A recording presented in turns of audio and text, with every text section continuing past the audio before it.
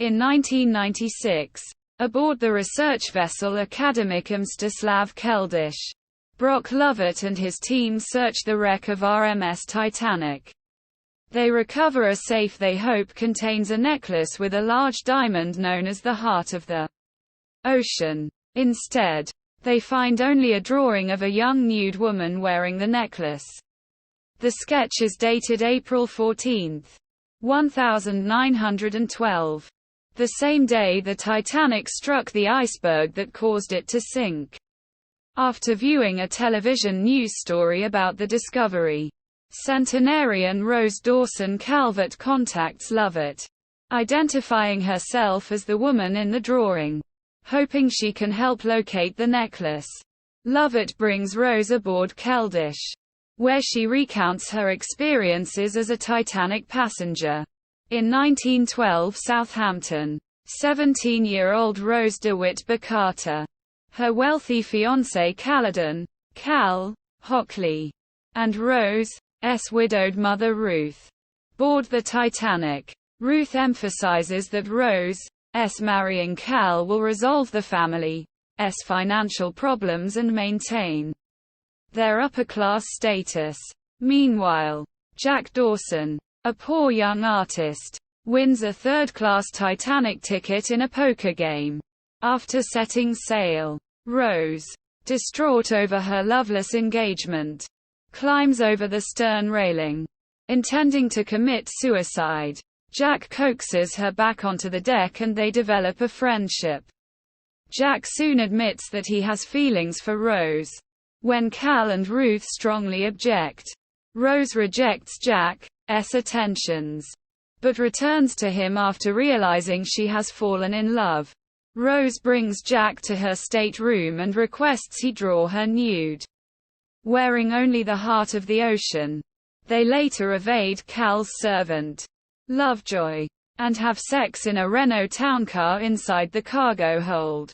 On the forward deck, they witness the ship's collision with an iceberg and overhear its officers discussing its seriousness. Cal discovers Jack's sketch and an insulting note from Rose in his safe, along with the necklace. When Jack and Rose return to warn the others about the collision, Cal has Lovejoy slip the necklace into Jack's pocket to frame him for theft. Jack is confined in the master-at-arms office. Cal puts the necklace into his own overcoat pocket. With the ship sinking, the crew prioritize women and children for evacuation. Rose finds and frees Jack, and they make it back to the deck, where Cal and Jack urge Rose to board a lifeboat. Intending to save himself, Cal lies that he will get Jack safely off the ship and wraps his overcoat around Rose. As her lifeboat is lowered, Rose, unable to abandon Jack, jumps back onto the ship. Cal grabs Lovejoy's pistol and chases Jack and Rose, but they escape. Cal realizes the necklace is still in the coat he gave Rose. He later poses as a lost child's father to get on board a lifeboat. Jack and Rose return to the deck. The ship's stern is rising as the flooded bow sinks. The two desperately cling to the stern rail. The upended ship breaks in half and the bow section sinks. The remaining stern slams back onto the ocean, then upends again before it, too, sinks. In the freezing water, Jack helps Rose onto a wood transom panel among the debris, buoyant enough only for one person, and makes her promise to survive. Jack dies of hypothermia, but Rose is among 6 people saved by the one returning lifeboat. RMS Carpathia rescues the survivors. Rose avoids Cal and her mother by hiding among the steerage passengers and giving her name as Rose Dawson. Still wearing Cal's overcoat, she discovers the necklace tucked inside the pocket. In the present, Rose says she later heard that Cal committed suicide after losing his fortune in the Wall Street crash of 1929.